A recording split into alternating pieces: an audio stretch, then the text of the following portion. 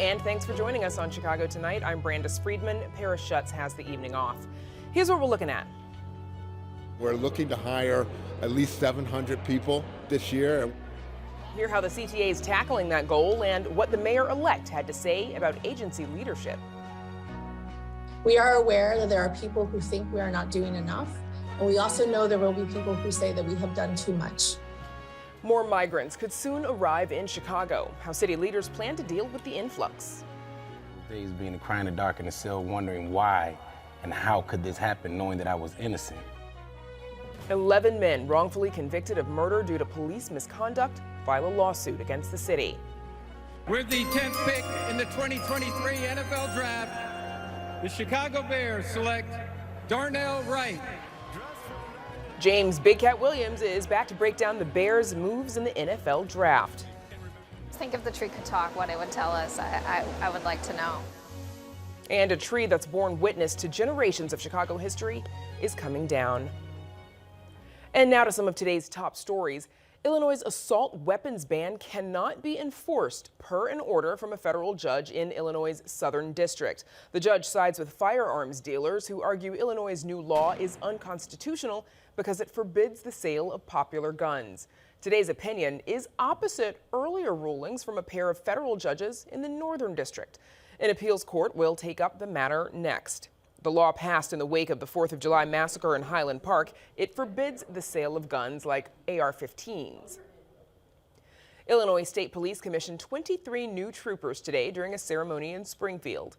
This brings the state's total number of troopers added since 2019 to 451. ISP's budget for this year is the largest investment in the agency's history, allowing for 300 new troopers. They'll be assigned to troops around the state, with 18 of them assigned to Troop 3 in Des Plaines. A local civil rights icon is receiving a memorial in her hometown. School leaders at Argo Community High School in Summit, just southwest of the city, will unveil a bronze statue of Mamie Till Mobley, mother of Emmett Till, the 14-year-old Chicago boy lynched in Mississippi in 1955, galvanizing the civil rights movement. The memorial will include a podium which bears reliefs of Emmett, the Mississippi barn where he was killed, and the Chicago funeral where thousands gathered to mourn him, as well as Ms. Mamie Till Mobley will be included in that statue. She attended Argo Community High School as a teenager. Up next, Chicago is expected to receive an influx of migrants. Heather Sharon with that story right after this. Chicago Tonight is made possible in part by Alexandra and John Nichols, the Jim and Kay Mabey family, the Polk Brothers Foundation, and the support of these donors.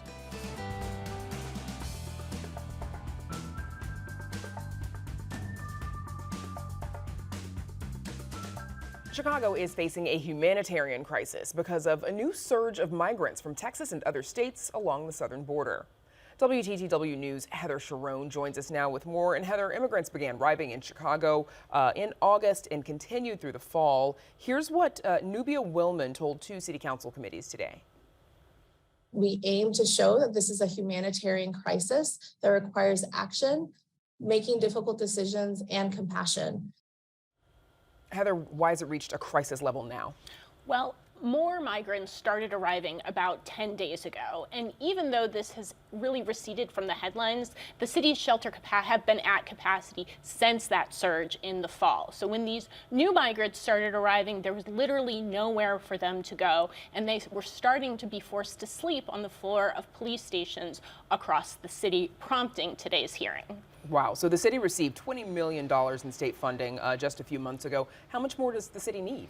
Significantly more. It will cost the city more than $150 million between January and June to care for the migrants that are already here, potentially more if more arrive. So this city council committee hearing was the first alder people had learned that they will be asked to earmark $53 million from the city's surprise surplus to help care for these migrants because money from the state and federal governments hasn't been coming. Okay. Alderman Byron Sigcho Lopez was one of the many alder people who wanted to know what the plan is to help these immigrants.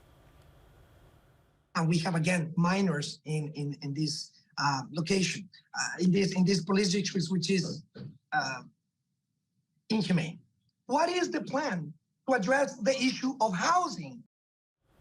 Sleeping on the floor of police stations, as you said, Heather. Is there a plan to help the immigrants? There is not a plan. The city, as I said, shelter is at capacity. There are 3,000 beds set aside for immigrants. That is on top of the city's regular shelter system, which has 3,000 beds. As of this morning, there were 5 beds available for men, 6 beds available for women, and no beds available for families, which is why the people that we're seeing in the police stations are primarily families who literally have nowhere to go and nothing more than the clothes on their backs that they traveled here, sometimes thousands of miles. Okay. A troubling situation, Heather. I'm sure we'll learn more about this in the coming weeks. Heather Sharon, thanks so much. Thanks, Brandis.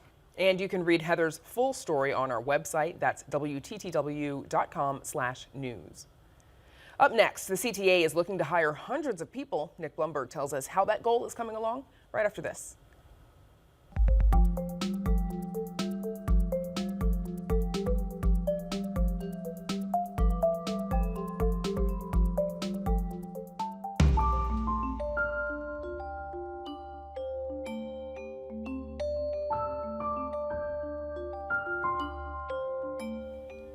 With the CTA battling back from a staffing shortfall and major service problems, Mayor-elect Brandon Johnson's keeping mum on the future of agency leadership.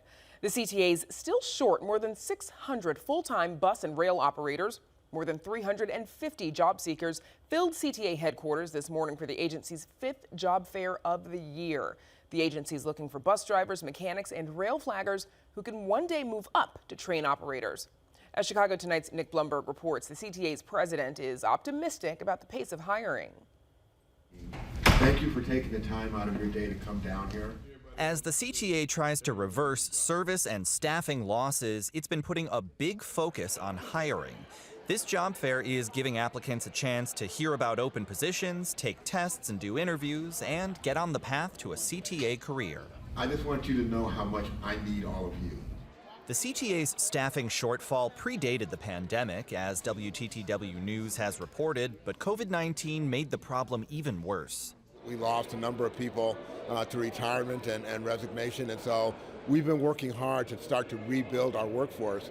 Carter says the agency's current complement of bus and rail operators is about 85% of the workforce in its budget. We've been holding literally monthly job fairs, and they've been very successful.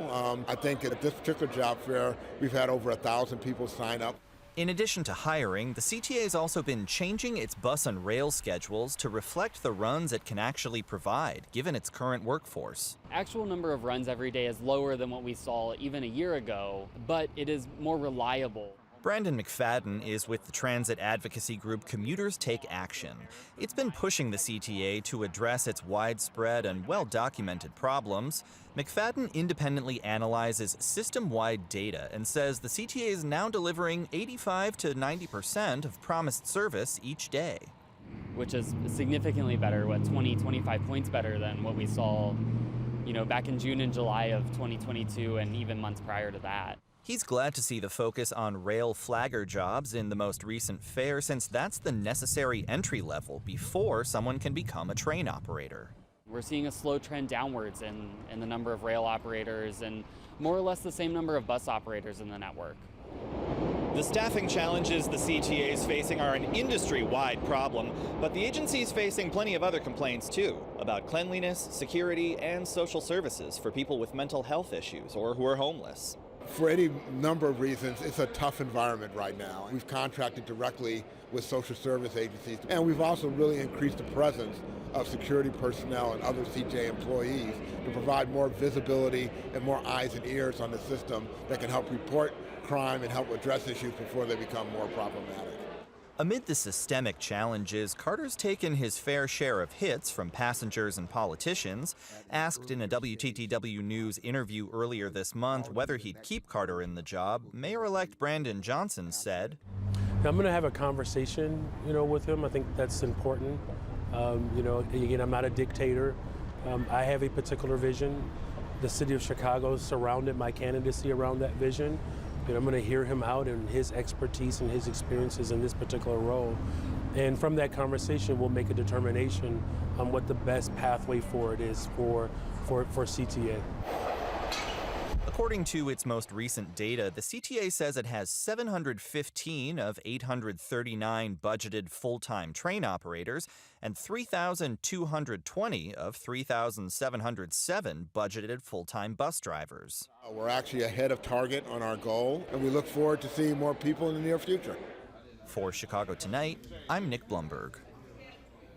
So far in 2023, the agency says it's hired 225 new bus drivers against a goal of 700 by year's end.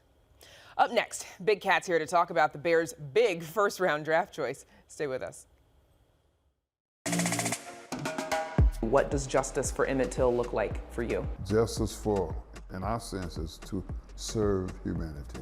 Black storytelling is a huge part of our culture, and so we wanted to make sure we gave young writers the opportunity to share their stories. I think it's important that people feel empowered and find a light within themselves, whether it's art or not, but if it can be sparked with an idea, I think that's the type of things that change the world.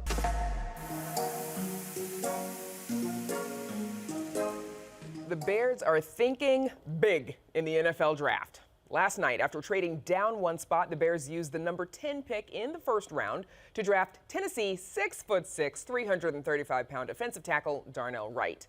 Joining us now to say whether the Bears made the right choice and what else they need to do in the draft is James Big Cat Williams, who also played offensive tackle for the Bears.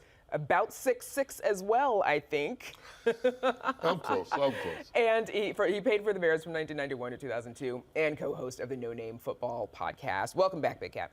Thank you. Thank you for having me. What do you think of the Bears taking Darnell Wright in the first round? I like it. I think that there were 3 tackles at the top of the list. Jones, the kid from Ohio State, went off the board first to Arizona. And then it was between the local kids, Skoronski and Wright. And I think for what they wanted, he was their guy. Okay. Bears traded down one spot, though, swapping with the Eagles. The Eagles then picked Jalen Carter, defensive tackle from Georgia, who a few months ago many thought was the best player in the draft. Are you surprised they didn't pick Carter? No. I just don't think that the locker room and the organization is ready for that player yet. You're talking about a locker room that is young. And when you have a player like that coming in and there are concerns about his motivation, concerns about his off-the-field antics, you need a locker room that is solid. And the Bears are just starting to try and put that together now.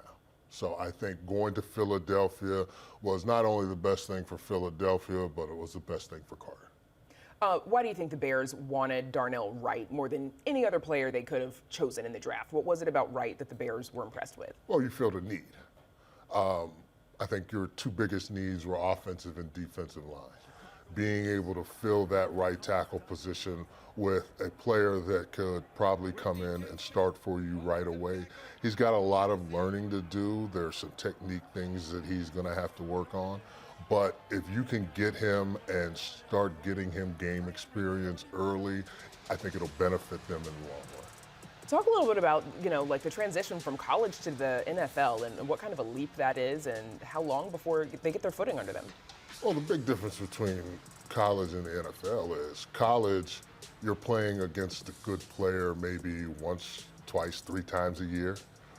NFL, you've got a guy across from you at one of those positions every single week. You have to be mentally and physically prepared to do what you did maybe 1, 2 or 3 times during the season in the college season. Now you have to be ready to do it 17 weeks in a row. Is this all about protecting Justin Fields? How much of a difference can one player make on the offensive line? There's still a lot of questions across the offensive line. I mean, yes, you've got a nice young right tackle. You have Braxton Jones, who played well for you at left tackle last year. You brought in Nate Davis to play right guard. Your center and your left guard position are still up in the air. You have Cody Whitehair, who was a center, was moved to guard, and now he's back to center. You have to see how all these things play out, and what do you do about the left guard spot?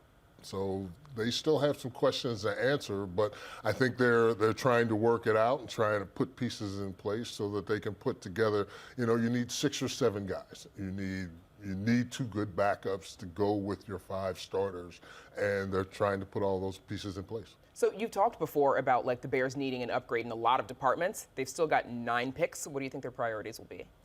Well, I think you still have to look at offensive and defensive line. You're still going to need some guys there. I think you went out and you got Edmonds and you got Edwards to play linebacker. Your linebacker core is pretty solid, but once again, you're going to need backup players. And not only are these backup players going to be linebackers, but they're going to be special teams players also. You still need another guy in the secondary, whether it be a corner or a safety. You have a lot of pieces that you still need, and you also, for the pieces that you've got, you need backups for. So, I mean, this is the process that they're going to go through with all the picks that they have coming up later today. So we've got about 30 seconds. How are you feeling about the Bears at this point? What's your expectation when the season comes? Well, I think, I said after the season that I still thought they were about 2 years away. Depending on who they're able to pick up and how they're able to contribute to the team their first year, I still think they're going to be another year away. I don't think they're a 3-win team. I think they'll be able to put enough in their basket to win more than 3 games, maybe 8. But I expect the jump to be next year, the year after next. Okay, all right, you said it. So year after next, that's when it's coming for us. James Big Cat Williams, thanks for coming in. Good to see you. Thanks for having me. And there's more Chicago Tonight just ahead, so stick around.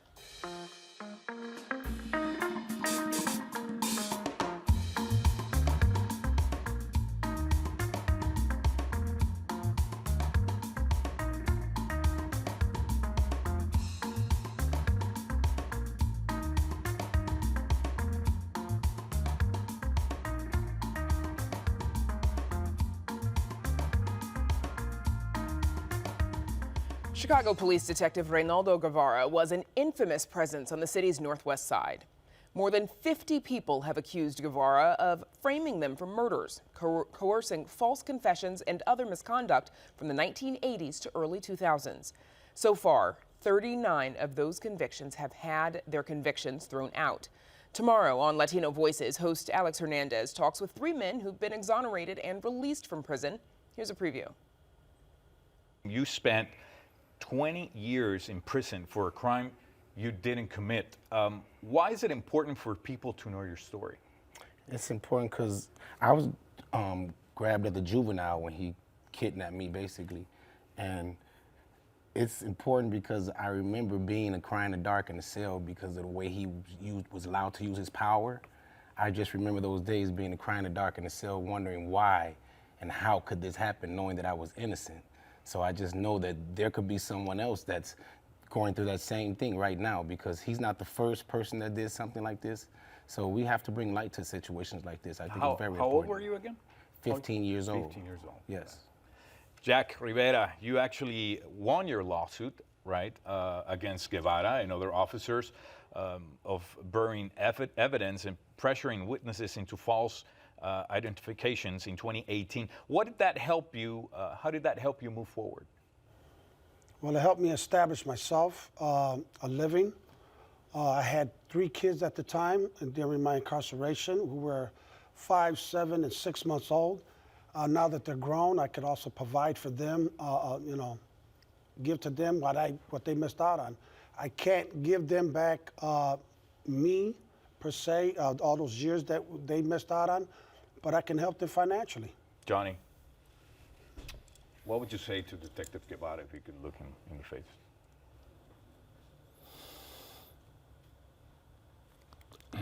I don't know why you chose me. I really don't know why you chose me. I would like to know why you chose me to put a murder that I know nothing about.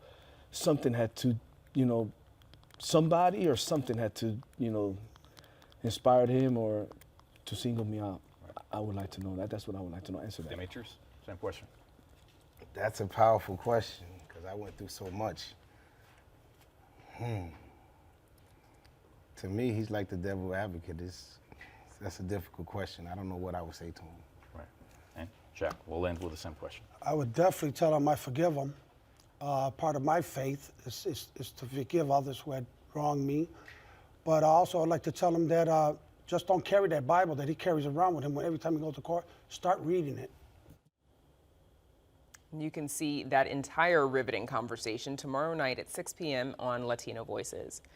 And we're back with more, but first, a look at the weather.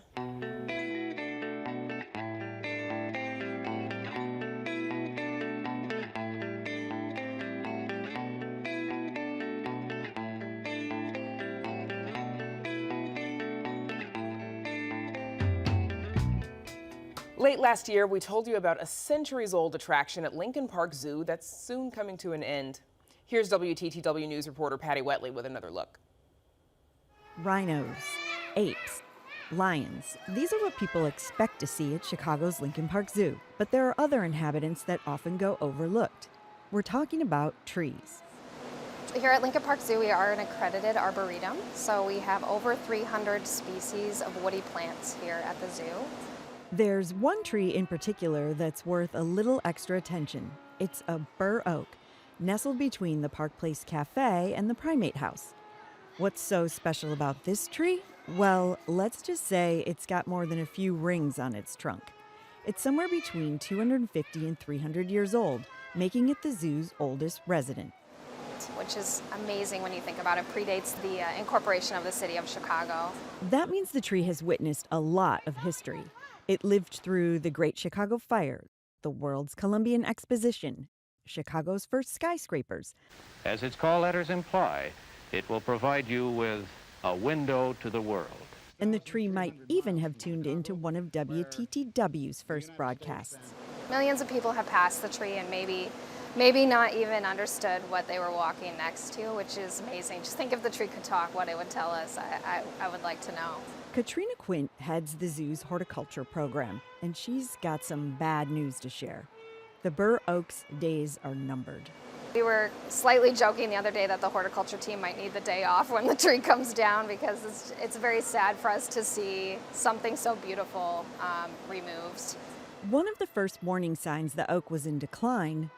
2 years ago, the tree prematurely dropped all of its leaves in August. Quint and her team tried to save the tree, but after hundreds of years of weather fluctuations, foot traffic, and wildlife, she says it was just time. It was nearing, a natural end of life in an urban setting. But Quint says a tree coming to a natural end is an excellent reminder of the importance of a process called succession planting. That requires Quint and her team to plan and plant younger trees about 50 years out, all in an effort to keep the zoo's tree canopy healthy and evolving over time. We have to have all sorts of different species in order to create a really nice canopy. Also helps us with insect pressure. So if you have an insect or a disease that comes in that, say, is going to wipe out the maples, if we have only maples, then all of our trees are gone. But in order to think about the big picture, Quint says you have to start with the small picture, acorns. I would start collecting the acorns, start propagating them, make sure they're growing them on, and then replant them back someplace in the zoo and plan for succession. It might be every couple of years we're planting more and more oaks, so then your canopy will continually be aging, and you'll be able to have trees consistently over the years. And having trees is a great thing, she says. Not only do they contribute to human health by providing oxygen, but they also create a home for wildlife and zoo life, which isn't something visitors might consider when spotting animals in their man-made habitats. We might put the plants in an exhibit and know that it's just enrichment for the animal. Like Japanese macaques, we planted some willows in there recently, and they just used them for fun, and they're completely destroyed. But that's a part of it. That's how we give them enrichment in that sense. Back to the old bur oak. Quint and her team have been able to collect some of its acorns, which they're hoping will sprout. But the tree seemed to have had a succession plan of its own. Some bur oak saplings have popped up nearby all by themselves. A couple hundred years from now, imagine the stories they'll have. WTTW News reporter Patty Wetley with that story. And Katrina Quint and her team say the tree will be removed early next week. So if you haven't already, make sure you say your goodbyes over the weekend. One note before we go, starting Monday, you'll be able to watch Chicago Tonight here on WTTW and streaming live at 5:30 p.m. That is in addition to our 10 p.m. broadcast. So mark your calendars and tune in at 5:30 this coming Monday. And that's our show for this Friday night. Don't forget to stay connected with us by signing up for our daily briefing. And you can get Chicago Tonight streamed on Facebook, YouTube, and our website, WTTW.com/news. You can also get the show via podcast and the PBS video app. And join us tomorrow night at 6 for Chicago Tonight Latino Voices, and then at 6:30 tomorrow on Chicago Tonight Black Voices. Now for all of us here at Chicago Tonight, I'm Brandis Friedman. Thanks for watching. Stay healthy and safe, and have a good night.